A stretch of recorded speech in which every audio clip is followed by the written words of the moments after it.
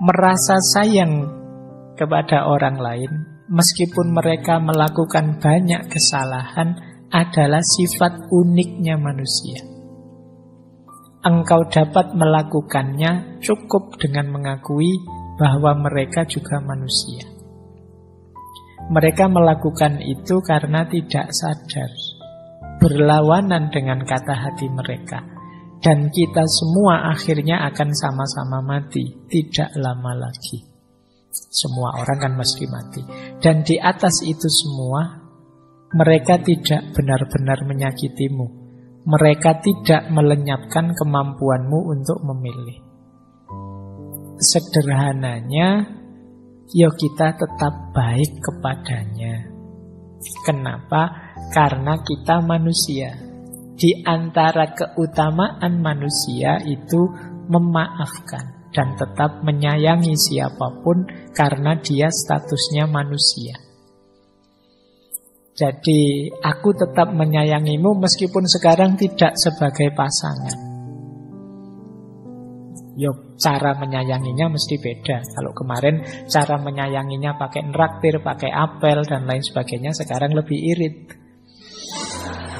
Jadi tidak perlu high cost, tapi tetap ada rasa menyayangi.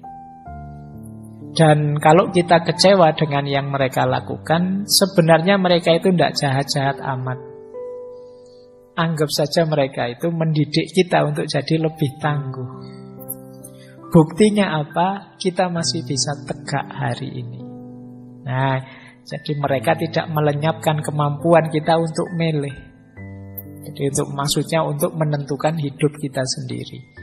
Jadi kalau ada yang tanya terus aku bagaimana, ya tetaplah sebagai manusia kita tetap harus saling menghargai, saling menyayangi. Ya, kalau masih ngeyel saja, gimana saya melanjutkan hidup tanpa dia? Dimarahi sekarang oleh Markus, jangan biarkan masa depan mengganggumu. Engkau pasti akan menghadapinya jika perlu, dengan senjata yang sama yang hari ini menjadi senjatamu melawan masa kini. Kalau sudah patah hati kan kadang-kadang gimana aku melanjutkan hidup tanpa dia? Bisa, tidak usah khawatir. Kayak kamu dulu belum kuliah terus mau masuk kuliah kan kamu, bisa ndak ya Pak saya kuliah itu, saya itu. Ternyata dijalani ya bisa, bahkan sekarang ya ndak blek. Jadi ternyata bisa. Kamu membayangkan mungkin yang baru menikah dulu mikirnya panjang, gimana menikah itu, saya ndak bisa ini, ndak bisa itu. Dijalani ya ternyata ya bisa.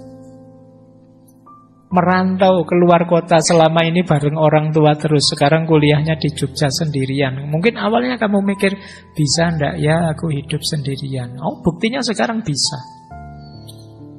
Jadi bahkan kalau disuruh pulang kampung sekarang agak males-malesan.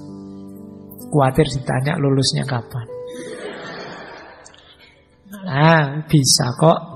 Kata Markus, dengan alat yang sama yang kamu miliki, dengan cara berpikir yang sama, dengan gaya hidup yang sama, kamu terbukti bisa menaklukkan apapun dalam hidupmu. Apalagi ini, hanya sekedar ditinggal pasangan. Nah, jadi kata Markus, bisalah dengan senjata yang sama yang selama ini engkau miliki.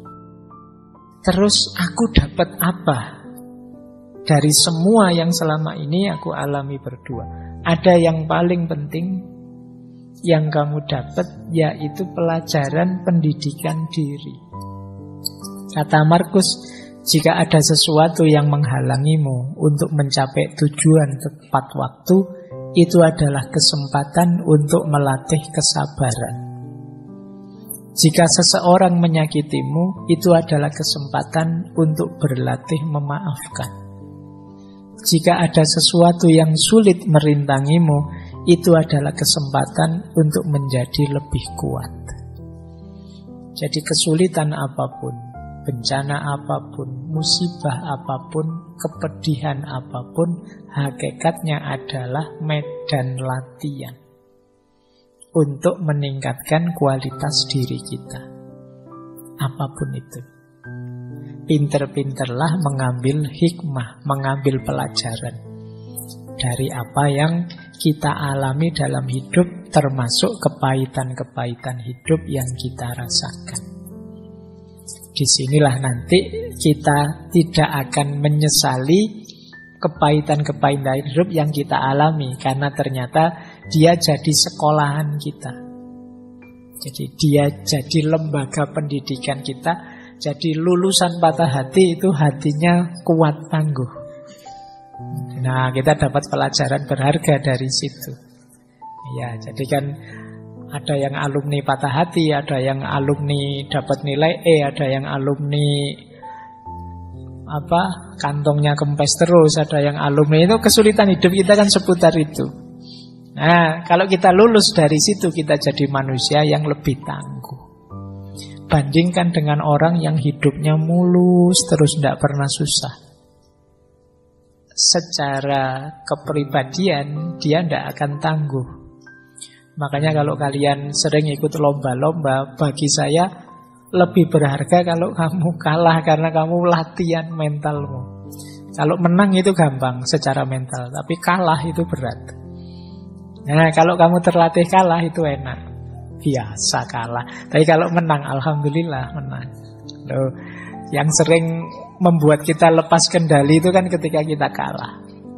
Tapi kalau kita sudah tangguh di situ, apa sih kepahitan hidup yang harus saya alami? Yang paling pahit toh sudah saya alami. Kamu semakin tangguh.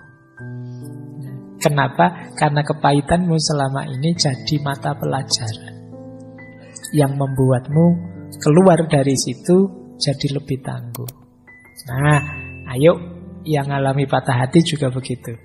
Jadikan momen patah hati ini sebagai sekolahan. Kalau kata Ki Hajar itu kan setiap tempat adalah sekolah, ya berarti setiap patah hati adalah pelajaran.